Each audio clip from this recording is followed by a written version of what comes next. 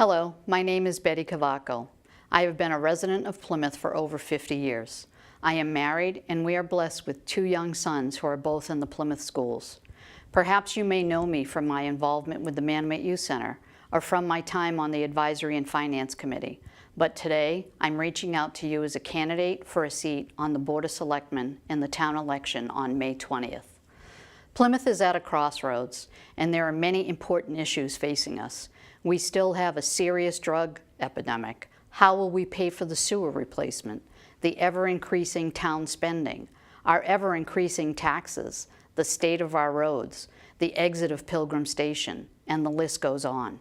In order to deal with these and build a strong community, we need creative problem solving and strong leadership from the selectmen, and that is why I am running. As a resident and mother of 2, I'm concerned about the direction our town is taking as we head into the future. My passion is to help build strong families and strong community. And as someone who has always turned concern into action, I just can't stand on the sidelines and watch. People know me as a doer, not a talker, but I am also a listener. And in talking with the residents from the villages and neighborhoods that make up our town, I have developed a platform that I believe can guide us. The hallmark of my campaign, from my coffees with the candidate, my social media presence, my open office hours on Court Street, will always be all about listening to the residents of Plymouth. I am your voice, and that is what our government needs to return to. As selectman, I'll be committed to working for all the residents of Plymouth. This campaign is not about me, it's about you. And I want to be your voice, and I will work tirelessly to represent you. You know as I do that Plymouth is a unique and amazing community. And I know with all of us talking, thinking, working together, even though we have different perspectives, we can develop and implement the creative solutions that will move Plymouth forward into a remarkable future. The successful future of Plymouth completely depends on you. I am a candidate for selectmen, and I want you to know that I am focused, persistent, committed, and will work hard for the residents of our community. Please vote on May 20th, and I respectfully ask for your vote. Remember, your voice matters. Dear Plymouthian, by way of introduction, my name is Clarke Corson, and I present myself as one of 6 candidates seeking to be one of your selectmen. As a career lobbyist representing the highly regulated beer industry in all 6 New England states and our nation's capital, my background is one of effectively cutting through bureaucratic red tape to bridge gridlock and effectuate compromise between industry and government. I used this knowledge while serving as chairman of the Kittery, Maine Town Council for 3 years, and I will use the same tools and principles to serve as one of your 5 selectmen if elected on Saturday, May 20th. As John Quincy Adams once said, politics is the art of compromise, something that is sorely absent in Congress today and approaching the same here in Plymouth. Unfortunately, the past several years have witnessed an identifiable deterioration as evidenced by ill-thought decisions, which I will present for your review briefly. Let's begin with the town budget in your pocketbook. In 2017, the budget is approved by the 135 town meeting members, several of whom are town employees or related to town employees, was for $195 million. 3 short weeks ago, this body of town meeting members passed a $225 billion budget. Fellow taxpayers, that is a whopping 13% increase in just 1 year. Over the past 8 years, your property taxes have increased 70.5%. Ask yourselves whether or not your income has kept pace by increasing with your property taxes. Whether you are on a pension or fixed income, I seriously doubt many of you have had that kind of increase in your retirement dollars, if any. I do not believe we have a revenue problem in Plymouth, but I am firmly of the belief that we have a big-time spending problem. For example, do you really have any idea where your hard-earned dollars are going? Well, how about $4 billion plus for the Sims House restoration in Manomet? Are you aware that every $1 million spent in the budget is 10 cents on your tax rate, which now stands at $16.58 per 1,000 valuation? And did you know that in 2018, your tax rate will increase by a minimum of $1.14 per 1,000 evaluation? Which means that if your house is presently assessed at $325,000, Next year, your property taxes will increase by at least $354. The real question is, how much input do you have in how your money is spent? And then there is the wastewater sewer break, the cost thereof, and who will pay for it. Our community is being torn apart over who is responsible and who should pay, and this decision will be voted on by your next Board of Selectmen, who also serve the town as your sewer commissioners. At its inception, the Board of Selectmen were negligent in mandating that every house that could must tie into the line. So today, as a result, we have 3,500 or so ratepayers, commonly known as users, and then some 10,000 geographically qualified residential tie-ins who have since invested in their own privately owned and maintained septic systems. Approximately 5,800 Plymouth residents who reside at Ocean Point, Red Brook, the Pine Hills, White Cliffs, etc., also have their own sewer treatment plants. I have a plan whereby concessions will have to be made by the town and certain developers to assure that all our residents and businesses pay equitably. That divisiveness that is fracturing America's oldest town must end for the benefit of all, young and old alike. There is a way if we get rid of the egos and profit motives of a few and come together for good of all our citizens. Are these the range of decisions you choose to have the old guard, commonly referred to as townies, make for you and your children going forward, just as they have been? Every single one of the 5 other candidates have had a say in Plymouth politics and its governance. Are you happy with what they have done for you? Your property taxes and the foolish spending choices should help you reach the conclusion that real change is needed. As a matter of fact and principle, real change is way overdue.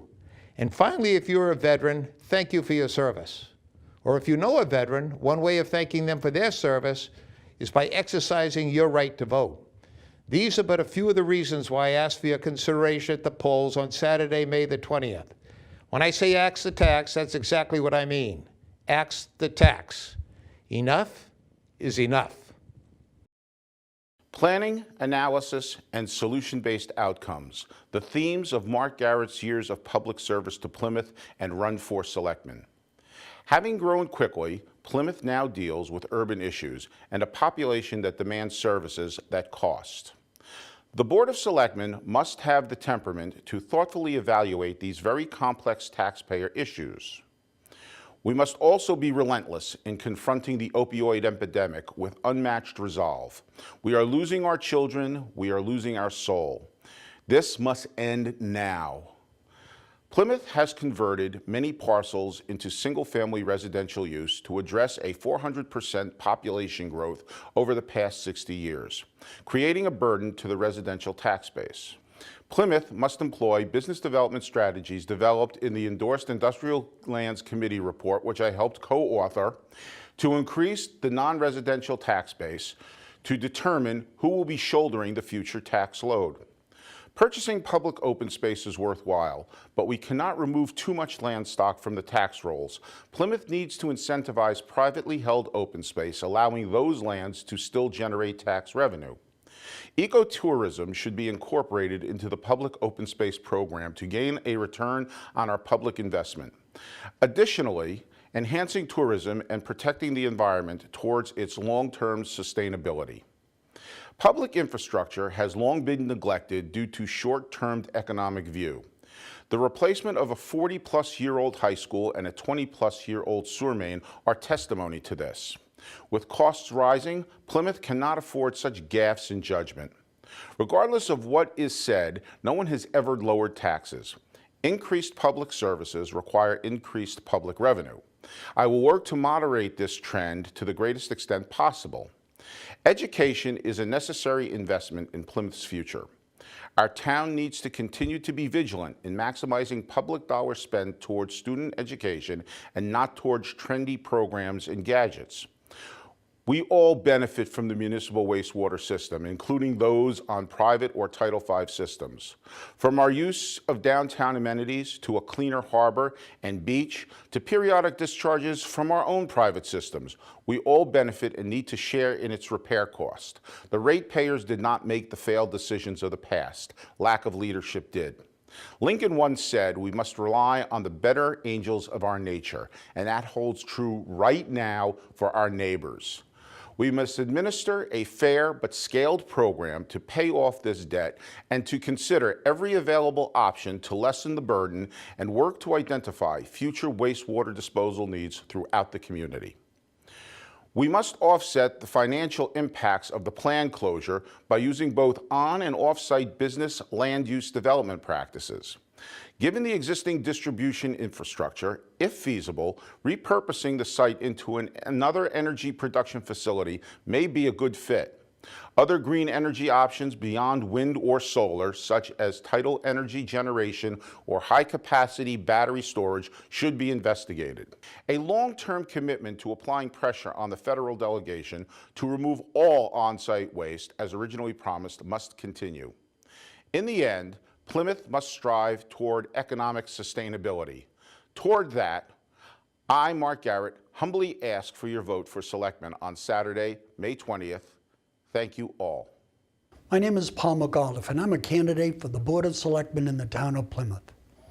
I am a dedicated Plymouth resident and elected official. I have 17 years of leadership on the Plymouth Planning Board and as chair for 2. I served as a town meeting member for 4 years, as well as on the Cedarville Steering Committee, which I also chaired. In addition, I have years of service on various other town committees.